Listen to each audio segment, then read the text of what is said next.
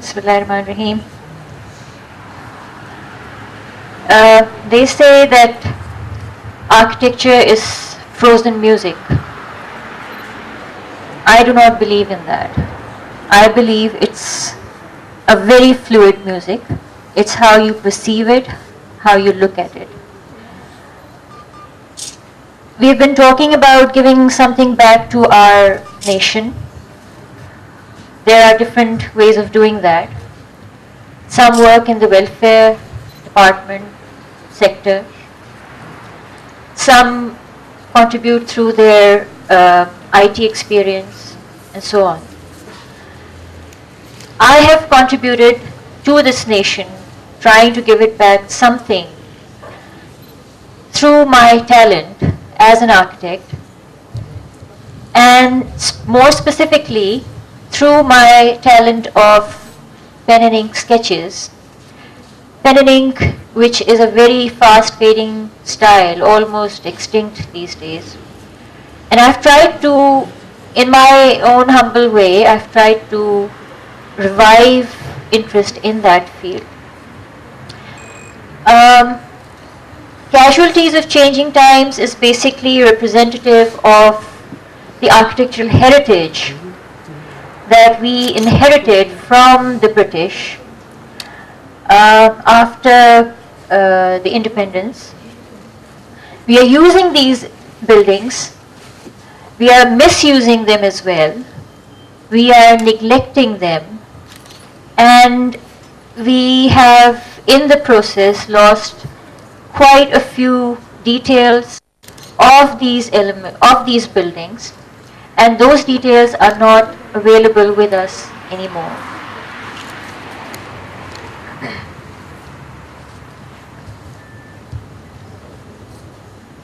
Okay. Before I move ahead, I'd like to explain the creative process, my creative process, which is like a raging river of passion for nature, expression, and truth. Nature is all about expression and truth. So if I'm not able to do that, or if I'm at a stage where I feel that when someone has so much to say, says nothing, that silence can be deafening, I have to release that deafening silence somewhere. And that is basically my communication with my artwork and my expression for that artwork. And that communication lives and breathes. And it's a spiritual journey, basically.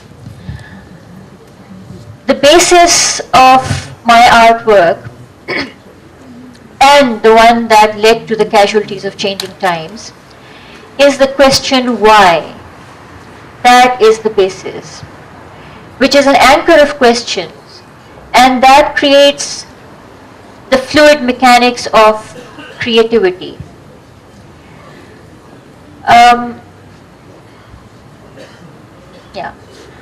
I'll go through the phases of creativity basically, so that when we reach the end of the presentation, we are able to understand how the casualties of changing times evolved, how they developed, and why.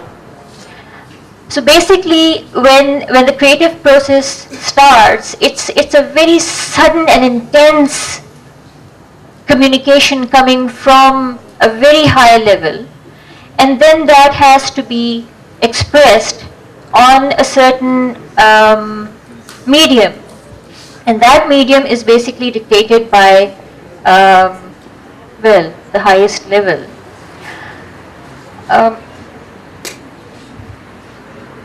Okay, this is basically the end result.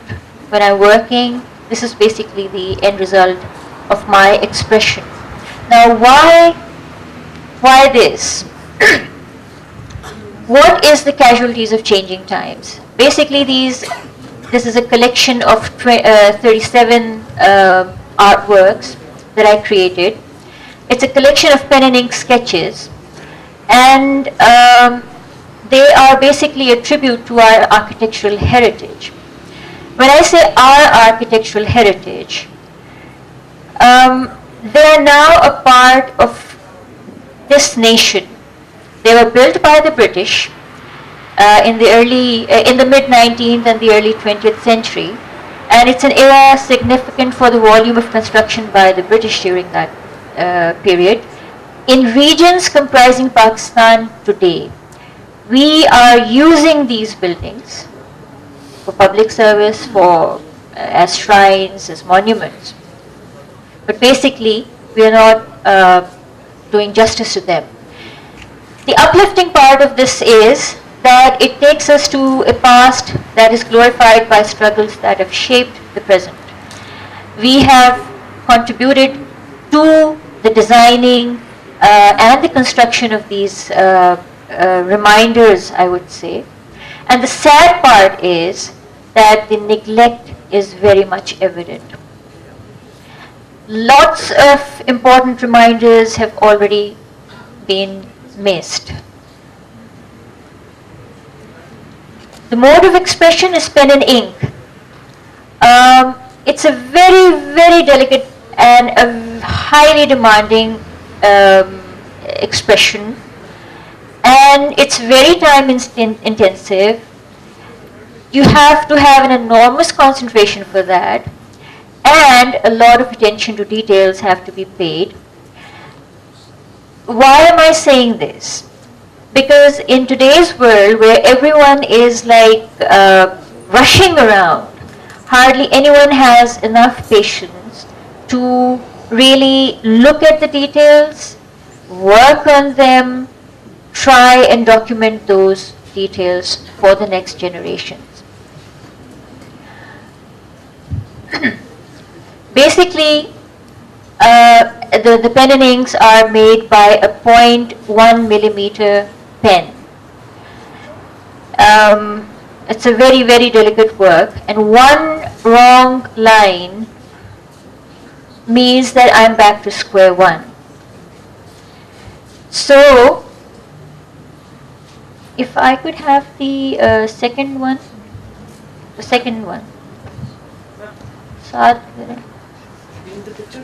Yes, I need the slideshow just to give an idea.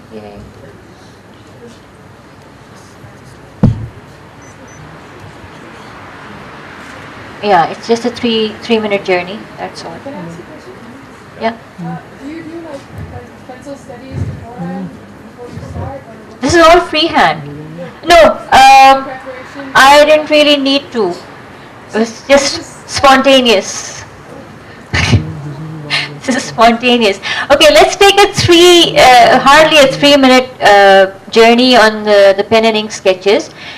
In these 3 minutes, you will basically be covering 75 years of history. This is the Qaid-e-Azam Library, Lahore, the Mayo Hospital, made by the British. This is St. Patrick's, Karachi. This is the Faridkot building, part of the King Edward Medical College. This is Idalji Dinshaw building, Karachi, and a blow-up of this. See how the perspective changes. Punjab University, a lot of alumni from there.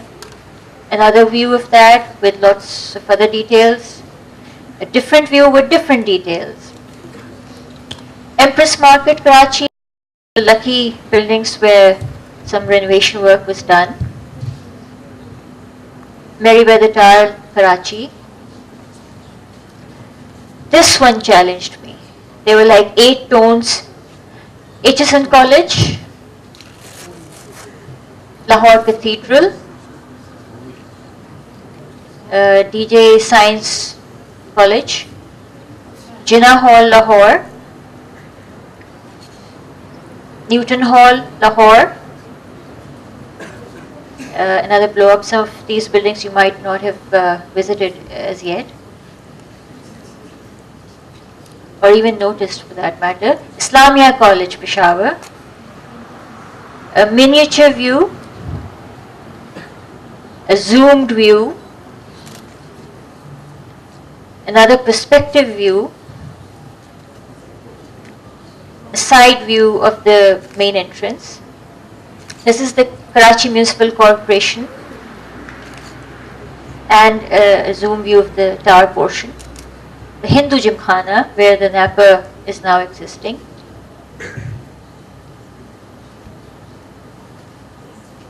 Dayal Singh College, Karachi Press Club, and the Jahangir Kothari building. That ends the slide. Okay. How do I get back to the main one? You're there. Thank you for this.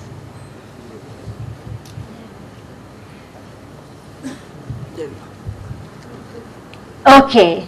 So you have to have an eye for details for such works, and our architectural students hardly do any basic sketching these days. So there's a lot to be desired. The objectives, I'll come to the objectives. Why am I giving this talk? Why was I invited? Why was this found to be a different presentation by the curator of this event? Very well managed event, I must say. Number one, to address the issues and to revive interest in the preservation, restoration and conservation of our architectural heritage, because this forms a part of sustainable development. To emphasize to our policymakers, architects, town planners and developers the need to undertake organized documentation of these buildings at a national level. By documentation, I mean we need to have a complete working drawing of each and every detail of the entire building before we lose some of its details, because these the maps, the plans, as I would say in architecture, the plans, elevations, and other details, they are not available here in Pakistan. And for that, how many of us would be eager enough to contact the British Museum or any other organization that might be having this? So why depend on others? Why not at least start documenting these structures before we lose them to a terrorist attack like the ones we lost in Karachi? And we won't be getting them back. They're gone. And if we had the details before us, then we could have, revived the whole, renovated the whole structure and got some details back for the next generation, for the coming generations. And then again, the point that I made for sustainable development, this is a part of sustainable development. And then let's look at the micro level and have these cultural heritages sustainable themselves, make them sustainable. Involve the tourism department in this. I hope it starts working at some stage. To undertake research on the history of each structure. How many of us know the history of Islamia College, Bishar? Even I didn't know that. But when I undertook this work, I did some research, thorough research work. It took me a lot of time, a lot of patience to get that information from God knows which book or a number of books. I did not get that information very easily. So if we can have some research work done on this, that would be a sort of giving back to this nation on a permanent basis. Then my main aim is to revive this art. With all the AutoCAD softwares around, you cannot create this artwork. This is handmade. This is freehand. Any architect's, any artist's basic work starts from a handmade sketch. That is my belief, because it is basically a coordination of your mind, body and soul, as an expression on a certain medium. If we do not have that art style, some of the details in these architectural buildings cannot be made in an oil painting. They cannot be created through ceramics. They cannot be created through any other art style. Pen and ink serves this purpose very well. If I had the original with me, I would have shown you the details of that. Okay. Again, just a quick wrap up. Basically, the idea is to revive the pen and ink. The second thing is to aim for sustainable development. Let these buildings be self-generating in terms of funds. Involve the main stakeholders, the people of the area. You cannot have any sustainable development without involving the people over there who would be directly affected by any development work or by any idea floated around for the conservation of these structures. And there are some administrative or legislative changes that need to be made in order to get things rolling as far as the conservation and renovation and preservation of these structures is concerned. Third, we need to train professionals and people in the tourism department and students also, students of architecture. I taught at the National College of Arts Rawalpindi campus. I tried my level best to challenge my students to at least try and give it a try on these pen and inks, and they were like either overawed or they just did not have enough patience. Perhaps they did not even try. They did not take up the challenge. But we do need students, we do need trained professionals, we do need the involvement of these departments, archaeology, OCAF, tourism. We do need the involvement of my fellow professional architects and allied professionals, town planners, developers and environmentalists. And we need to have a concerted, coordinated effort towards this work. And when we are dealing with these cultural heritage buildings, we need to really prioritize as to how we are going to prioritize their selection, what would be the criteria, and how would we go about it. So the best thing is that you create a whole document, an inventory of all these buildings throughout, nationwide I mean. And then we can have a phase-wise approach for an immediate, short-term and long-term planning for their restoration, conservation and preservation work. So that basically wraps up my presentation. I thank you all for a very patient hearing. Thank you very much.